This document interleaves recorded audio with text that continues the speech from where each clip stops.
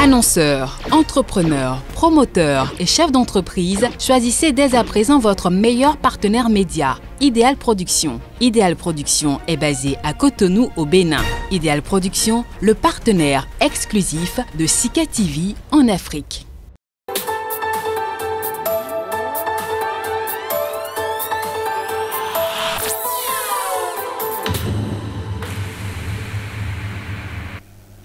Bonjour à toutes, bonjour à tous. C'est un plaisir pour moi de vous retrouver encore sur l'entretien du jour. Nous interrogions dans un précédent numéro de cette émission l'efficacité des verres médicaux auxquels on recourt souvent lorsqu'on a des problèmes de vue.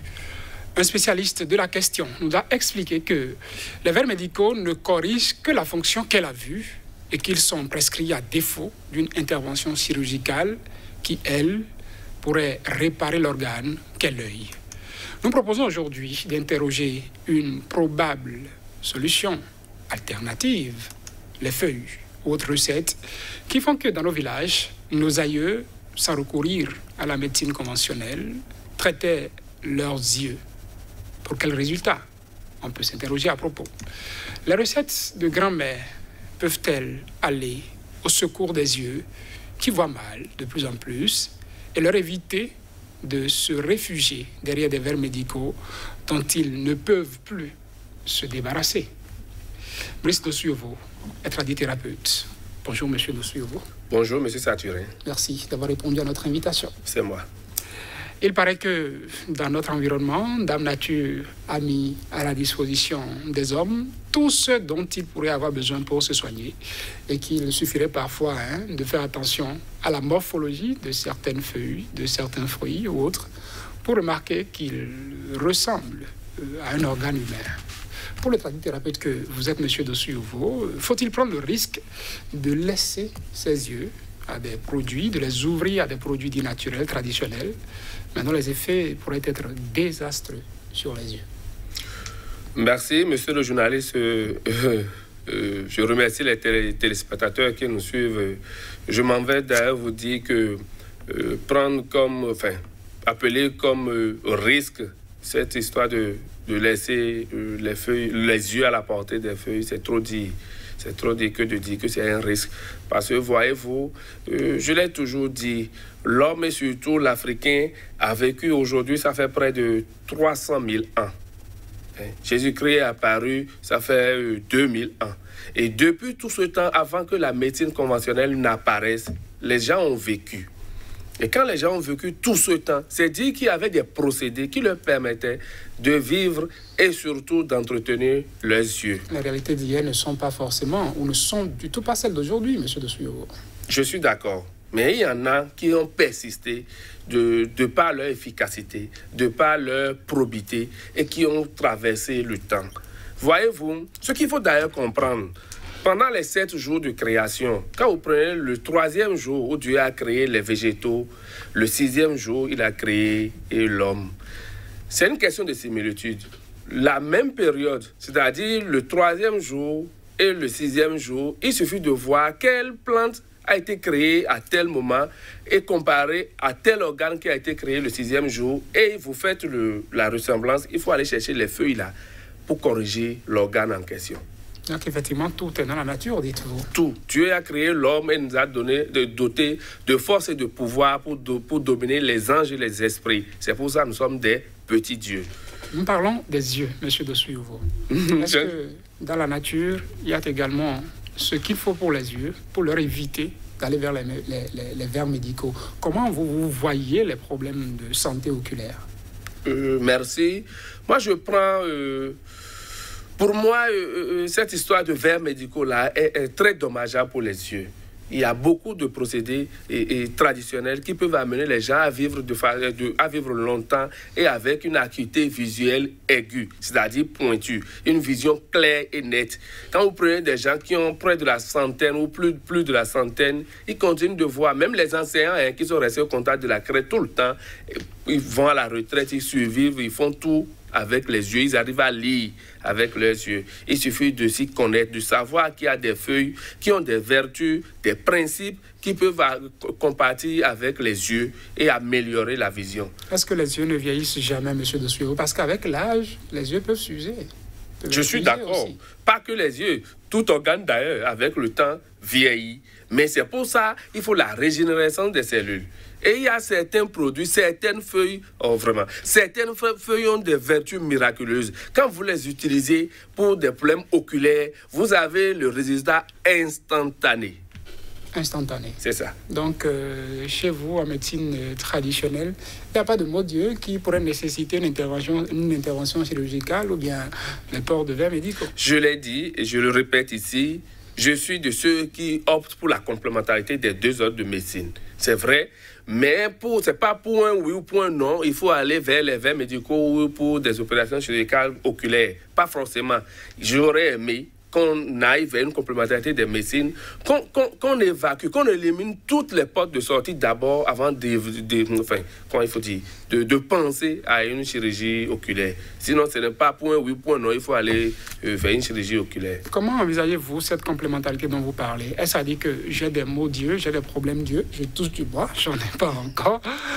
Je dois aller faire un diagnostic au niveau de la médecine moderne avec les appareils pour qu'on sache précisément de quoi mes yeux souffriraient ou les yeux souffriraient avant de dire, voyons quel produit utiliser. C'est en fonction de la chronicité. Les gens ne vont faire la médecine conventionnelle que quand le mal est déjà chronique, quand le mal est déjà à une phase avancée.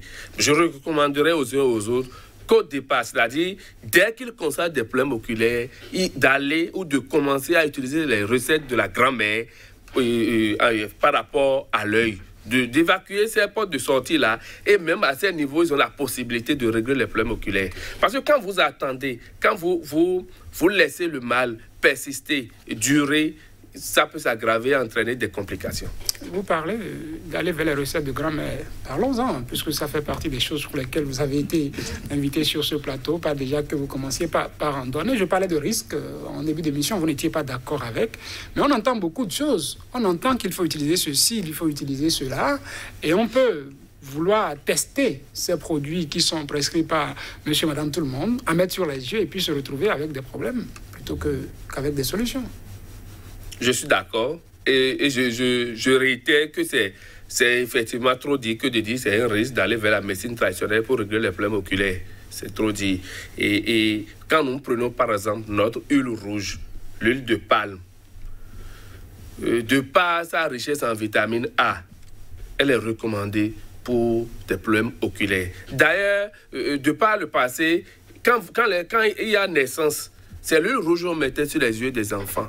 C'est pour laver, comme on le dit, de façon terre à terre les yeux, pour permettre une visibilité accentuée, pour permettre une visibilité claire et nette. Vous avez déjà reçu, sur un précédent numéro de cette émission, vous parlez de dosage. J'allais vous demander combien de gouttes d'huile rouge faut-il mettre sur les yeux des enfants? Parce que la problématique est toujours là. Mettre de l'huile rouge sur les yeux, oui.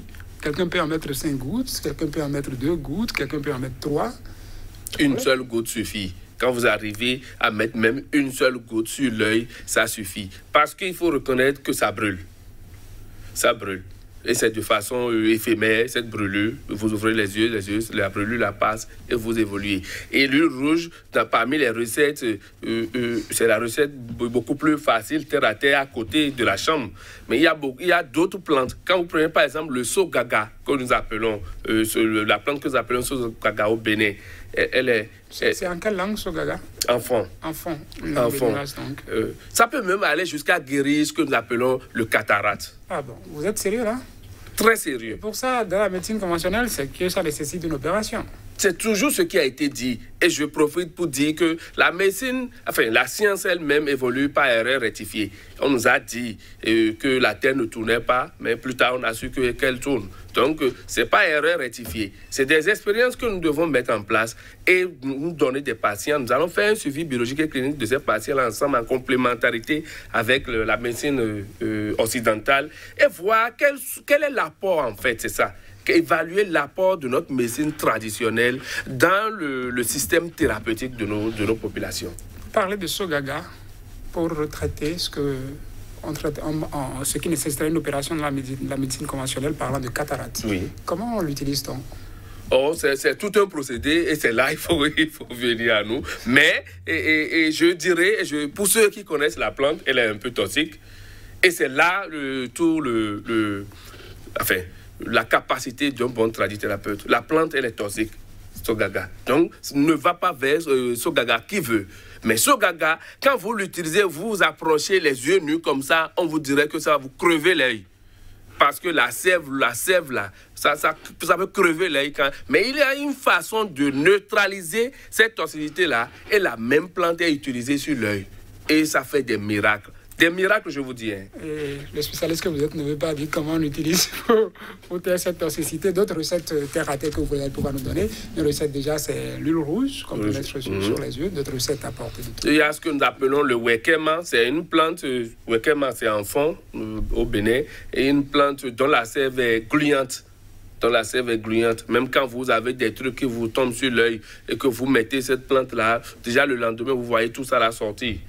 Ça sort. Donc ça lave l'œil en fait. C'est comme les produits que nous achetons dans les officines pour laver l'œil, pour débarrasser tout ça là. Quand vous passez dans beaucoup de poussière, il y a des façons. Et je recommanderais aux populations d'adopter ces méthodes-là au moins par semaine ou par mois pour prévenir les problèmes éventuels oculaires. Et cela voudra dire que ça ne fait pas que traiter, ça prévient aussi. Donc on peut mettre de l'huile rouge juste sur les yeux pour prévenir, oui. Pour nettoyer les yeux. Oui. Donc un recours à des produits qu'on utilise dans l'alimentation. On préfère en manger pour traiter les yeux. Est-ce qu'il y en a aussi? On vous dira qu'il faut manger de la carotte, qu'il faut manger, utiliser l'huile rouge encore pour préparer de la sauce, qu'il faut manger le arowe petit cola, des trucs comme ça, effectivement. Le rouge, peut-être. C'est ça. En fait, nous recherchons là de la vitamine A. C'est ça. Les produits beaucoup plus riches en vitamine A sont indiqués pour ne pas avoir de problèmes oculaires. En cela, il faut reconnaître qu'au niveau de la médecine conventionnelle aussi, c'est ce qui est dit, pour entretenir les yeux, il faudra de la vitamine A pour y aller. Donc, quand on fait tout ça, on peut s'assurer la longévité de nos yeux. Bien entendu. On s'assure de la longévité de nos yeux. Et vous avez la possibilité de voir de façon nette à n'importe quelle distance. Et qu'est-ce qui fait, M. Dessouyevo, vous avez déjà parlé de cette collaboration-là, qu'est-ce qui fait que ça ne prend pas? Je me pose toujours la question. Quand on sait qu'on ne risque rien, pour en revenir à ce que vous avez recommandé, que ce n'est pas un risque, à essayer quelque chose pour voir si ça marche ou si ça ne marche pas. Le premier problème, c'est un problème d'ego. Pour moi, c'est un problème d'ego.